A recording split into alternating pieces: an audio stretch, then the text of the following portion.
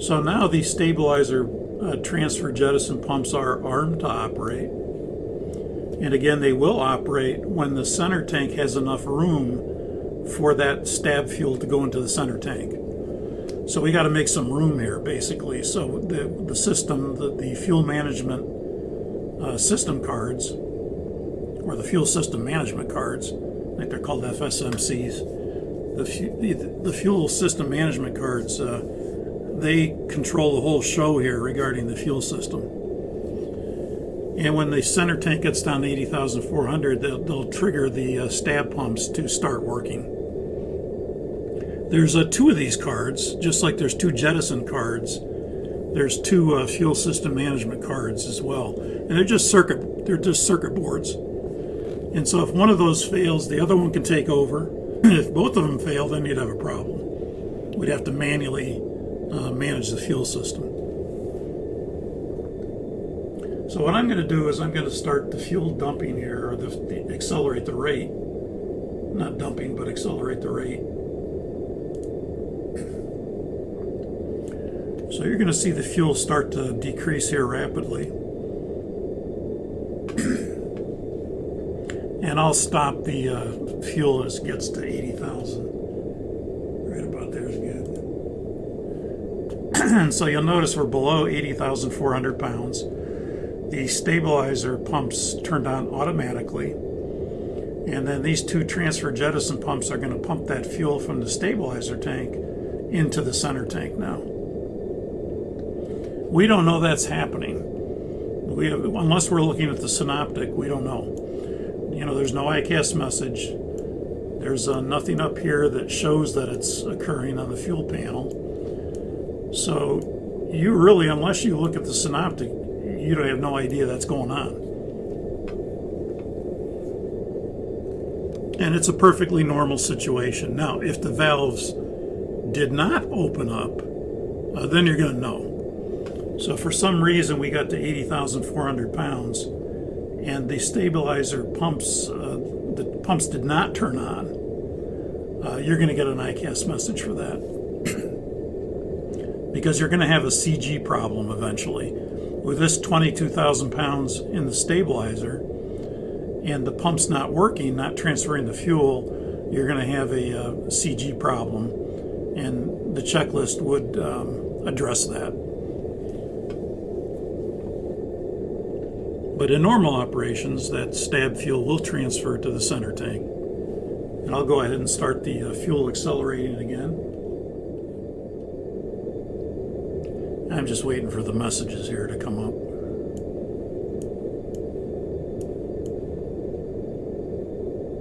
Oh, yeah, okay. I see what happened. Mr. Sylvan turned these off. He'll probably turn them off again. Let me go disable them. But I got to turn them back on otherwise. Yeah, see that? He just turned them off again. So he's doing my PNF pilot monitoring functions. He's doing them automatically, and in this case, he knows the stabilizer was empty. We got the ICAS messages, so he reached up here and he pushed them off. But let me disable him for a second.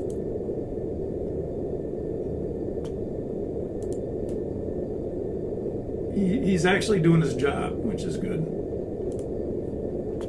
Okay, so now I'll turn him back on.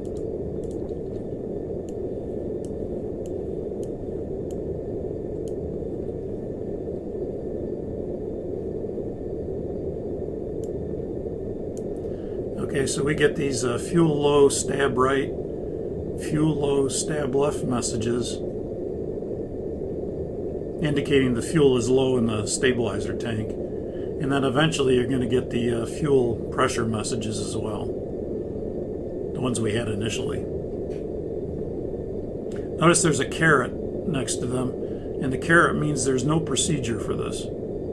It's an advisory basically. It's just telling you that fuel is low. But now we get the fuel pressure stab right and fuel pressure stab left message, and indicating again that the fuel is low, but now the pumps are also disabled at this point.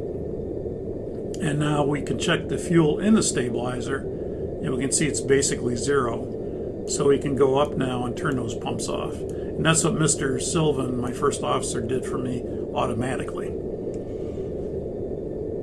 But now I'll reach up here and turn them off manually. And now you can see the ICAS messages go away. The center tank is feeding all 4 engines now, as it has been. And the fuel is out of the stabilizer. We'll continue to burn out of the center tank until the fuel is depleted from the center tank. So we'll go ahead and speed that up now for that.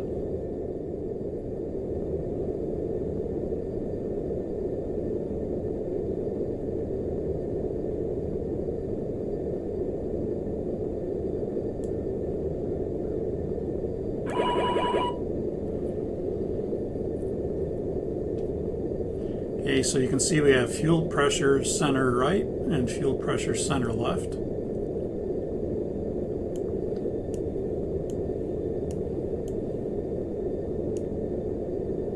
You'll notice, however, we do not have pressure lights up here yet. So I'm really waiting for this pressure light, one of these pressure lights, to come on. And as the fuel gets a little lower, you should see these pumps come on.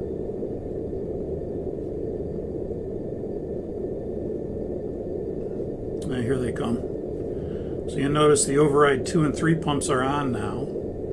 We get the little arrow pointing to main tank 2 in this case, which is an older airplane, where the fuel will be taken from the center tank and put into main tank 2. There's a scavenge pump that does that. And I'm going to put the fuel back to normal now.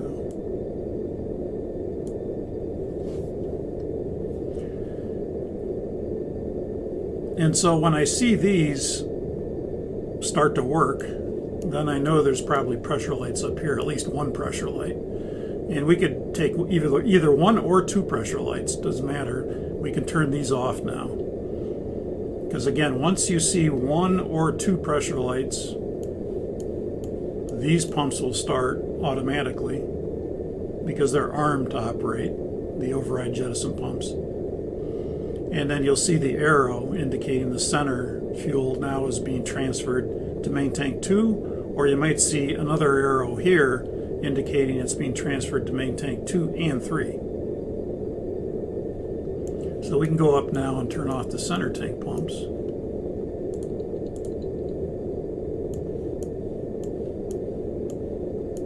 And we see the ICAS messages go away.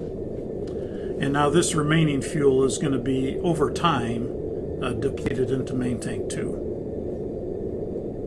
Or main tank 2 and 3, if you have the jet pumps. You either have a scavenge pump that goes to tank 2, or you have actually 4 jet pumps, 2 on each side, that go to main tank 2 and 3.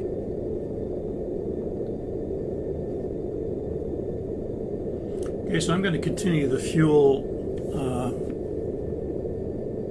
increasing again. And the next thing we're looking for is the reserves to transfer into the main tanks. So reserve 2 will transfer to main tank 2, and reserve 3 will transfer to main tank 3, and that's going to happen at about 40,000 pounds, or at about, that'd be about 18 tons. So at about 18 tons or 40,000 pounds, reserve 2 will transfer to main tank 2, and reserve 3 will transfer to main tank 3. And you're gonna have a little arrow like this one, but going from reserve 2 to main tank 2 and reserve 3 to main tank 3. And that'll be whichever tank reaches under 40,000 pounds first.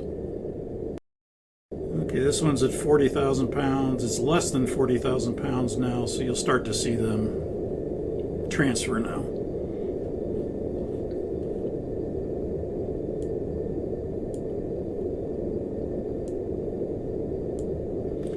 And this fuel that goes from reserve 2 into main tank 2 and reserve 3 into main tank 3 is done by gravity.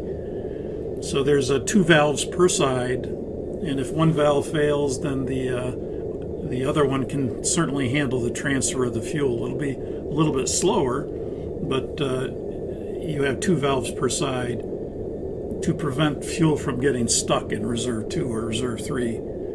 Since all it is valves opening up and gravity assist basically in the fuel running downhill into the tanks. The next thing that's going to happen now is that when we get down to where the tanks are basically equal, and that would be if main tank 2 is less than or equal to 1 and main tank 3 is less than or equal to 4, then we're going to get the fuel tank to engine message, in which then we have to configure the airplane for tank to engine. So right now, again, notice the override 2 and 3 are feeding all 4 engines. But eventually, when these tanks are equal, then we want the tank, the respective tank, feeding the respective engine. So I'm going to go ahead and accelerate the fuel again. Okay, so you notice that tank 3 here, or main 3 now, is equal to main tank 4, but it's not less than.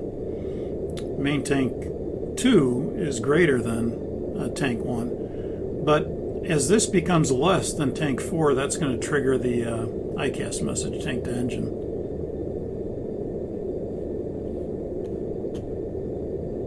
So equal usually does not trigger it, like right here. I'm going to go ahead and accelerate it a little bit here.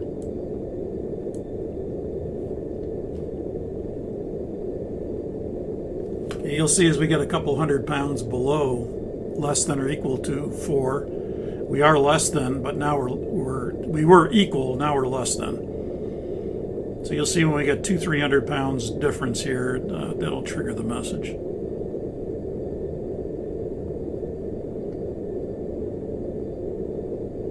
And there it is, fuel tank to engine. I'll go back to normal on the fuel. So now we can see 3 is less than or equal to 4, and 2 is less than or equal to 1. Well, actually it's not, but this triggered first. It's got a little more fuel in there from the center feeding the fuel into main tank 2. And again, that imbalance is nothing for this airplane. A couple thousand pounds is not much of an imbalance in this airplane. So we go upstairs now, we'll go tank to engine. And the way we do that is we take the override pumps, and notice the override pumps are the easy to find because they're the ones with the big funnel here with all the little dots of fuel. So if you just kind of put your finger up here, you won't mistake the mains for the overrides. It's the big nozzle here. So we'll turn the overrides 2 off and overrides 3 off, and then we'll close cross feeds 1 and 4. And then we come down and check it. And you can see that main tank is feeding engine 1, main tank 2 is feeding engine 2, main tank 3 is feeding engine 3, and main tank 4 is feeding engine 4. And engines 2 and 3 are keeping the manifold pressure pressurized, with the 2 and 3 crossfeed valves being open. 1 and 4 we closed, 2 and 3 are open because of system logic in order to keep the manifold pressurized. So now we're basically in an equal tank configuration, and we stay that way for the rest of the flight.